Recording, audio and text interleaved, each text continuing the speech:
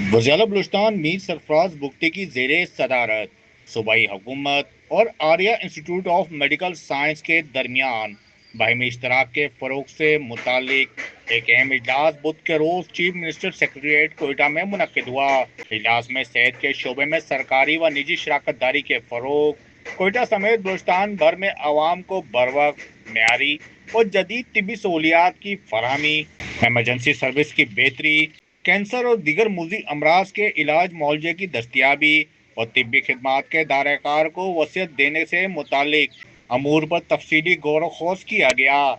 اجلاس میں اس امر پر اتفاق کیا گیا کہ بلوچستان میں صحت عامہ کے نظام کو مزید مؤثر بنانے کے لیے نجی شعبے کی مہارت اور جدید طبی ٹیکنالوجی سے بھرپور استفادہ کیا جائے گا۔ اس سلسلے میں Arya institute of medical science کے ساتھ ممکنہ اشتراک کے مختلف پہلوؤں کا جائزہ لیا گیا، جن کے ذریعے اسپتالوں کی استعداد کار میں اضافہ، تشخیصی و علاج معالجے کی سہولت کی بہتری، جدید طبی خدمات کی فراہمی اور خصوصی طور پر کینسر سمیت پیچیدہ امراض کے علاج کو مقامی سطح پر یقینی بنایا جا سکے گا۔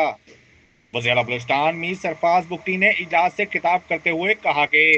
صوبائی حکومت معیاری نجی طبی اداروں کی خدمات حاصل کر کے عوام کو ان کی دہلیز پر بہتر اور مؤثر طبی سہولیات فراہم کرنے کے لیے پرعزم ہے۔